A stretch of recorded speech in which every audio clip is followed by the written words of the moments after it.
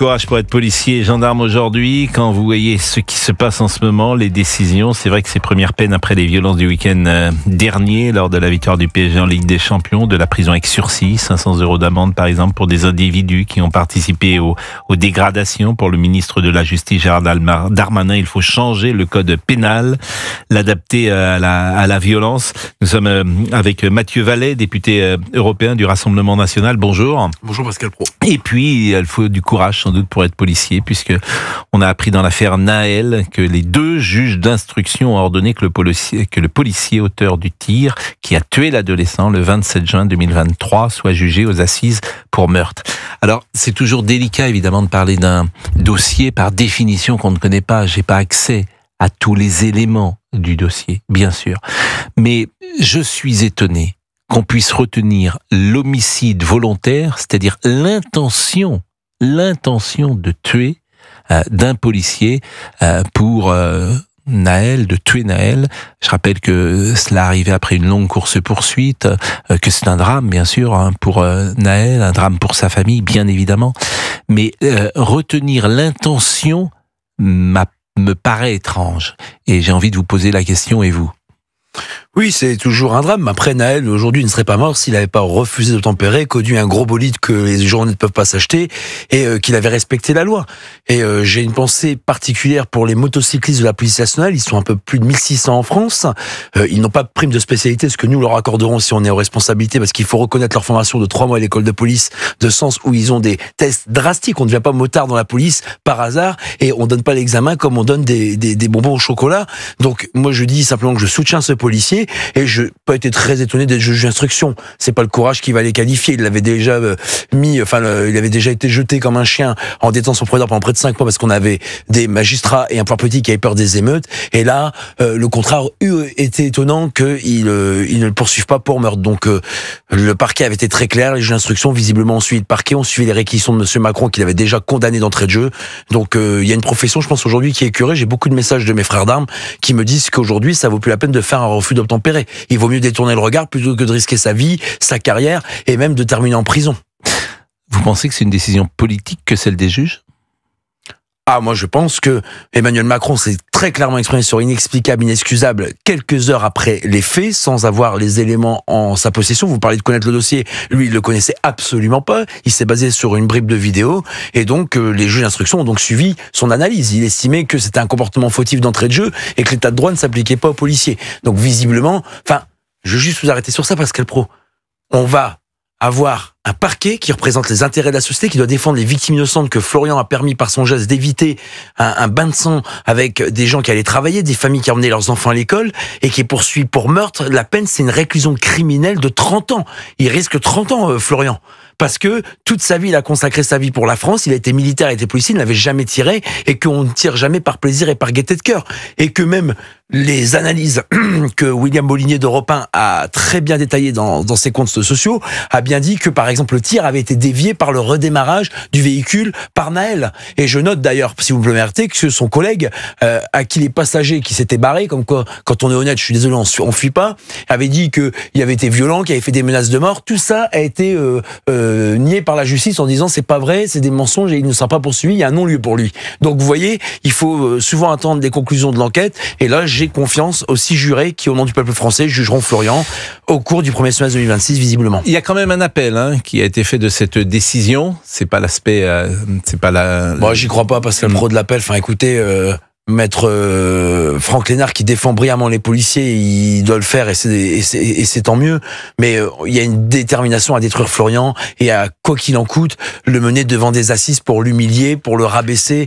Et vous savez, pour un policier, quand on a combattu toute sa vie et les voyous et les djihadistes et les islamistes et les terroristes à l'étranger quand il était militaire, se retrouver devant 6 jurés, c'est quand même pas anodin, quoi. Et je vous dis, il risque 30 ans de prison. Il va arriver devant une cour d'assises où il peut y avoir une peine qui soit décidée décidé par les jurés et derrière avec un mandat de dépôt qui l'amènera tout de suite en prison. Et il l'a déjà vécu, la prison, alors qu'il était présumé innocent et qu'il l'est toujours à l'heure au moment où on parle. Donc je crois en la justice de ces jurés au nom du peuple français qui, je l'espère, comprendront que Florian, ce jour-là, sauvait des vies innocentes du fou furieux qui était Naël à bord de son véhicule. Avec une pression qui sera maximum sur les jurés. Je le disais ce matin, je ne sais pas si parmi tous les auditeurs qui nous écoutent, une seule personne a envie d'être juré de ce procès.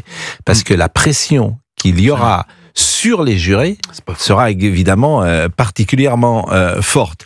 Mathieu Vallet est avec nous, il est député du Rassemblement national. Je vous propose d'écouter, parce qu'on va faire un large tour de l'actualité judiciaire, actualité policière, ce que disait Gérald Darmanin, ministre de la Justice, sur les violences de ce week-end avec un code pénal, dit-il, qui n'est plus adapté. Il faut adapter le code pénal à la violence d'aujourd'hui. Ce code pénal n'est pas adapté à la violence que nous connaissons. Je propose de supprimer le sursis, qu'il n'y ait plus d'avertissement, mais que tout de suite, dès la première condamnation, ce soit de la prison ferme ou une peine extrêmement ferme.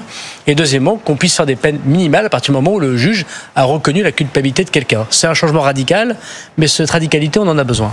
Bon, j'entends ce que dit Gérald Darmanin, mais lorsque je vois les peines qui ont été prononcées, beaucoup encouraient une peine de 3 ans de prison ferme. Elle est dans le code pénal, mais elle n'est déjà pas appliquée.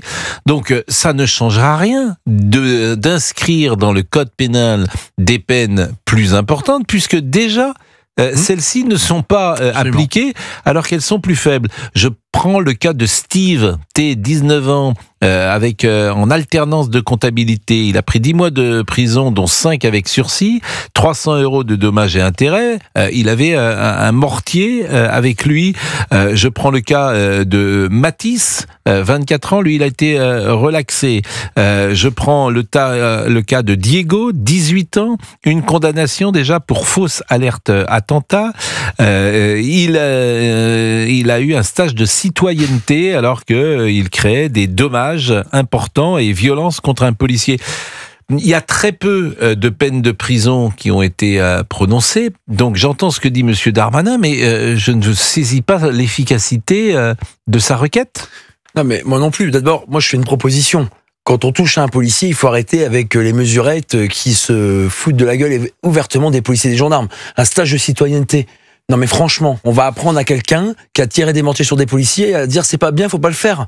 Enfin, il faut être complètement débile profond pour expliquer qu'il doit faire un stage de citoyenneté. Des travaux d'intérêt général, on va leur faire repeindre les murs des mairies ou des écoles parce qu'ils ont agressé des policiers, donc ils ressortent à l'issue d'audience. Et puis, le must du foutage de gueule, pardon d'être familier, c'est qu'après la mort de Éric Masson, ce policier d'Avignon, quand j'étais syndicaliste, on avait demandé d'arrêter cette idiotie des rappels à la loi. Et ben en fait, on nous a dit oui, on les supprime. Aujourd'hui, ça s'appelle un avertissement pénal probatoire. Voilà, on a mis un mot plus long, plus complexe pour perdre les gens et de manière à dire, on a fait plaisir aux policiers parce qu'il y a eu un mort dans leur rang par un dealer qui a dessoudé un policier en plein cœur d'Avignon. Donc aujourd'hui, il faut arrêter de prendre les policiers et les gendarmes pour des imbéciles. Quand on touche à leur uniforme, à leur intégrité physique, il faut aller en prison, y compris pour une courte peine, mais il faut au moins 1 an. Parce qu'en dessous d'1 an, aujourd'hui, Pascal Praud, il n'y a pas de peine de prison, il n'y a pas de mandat de dépôt. Et il faut aussi qu'on demande des comptes au juge d'application des peines, parce que vous imaginez que quand un juge du siège s'exprime au nom du peuple français et qui prend une peine de prison ferme sans mandat de dépôt, donc sans incarcération à l'issue de l'audience, derrière il est reconvoqué devant le juge d'application des peines et lui, il détricote tout. D'une prison ferme, ça devient du sursis ça devient des travaux d'intérêt général.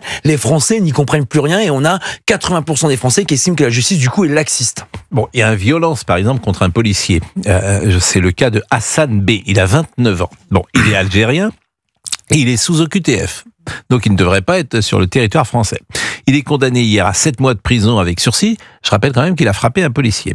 300 € de dommages et intérêts, qu'il ne paiera peut-être ou sans doute pas, et 200 € d'amende.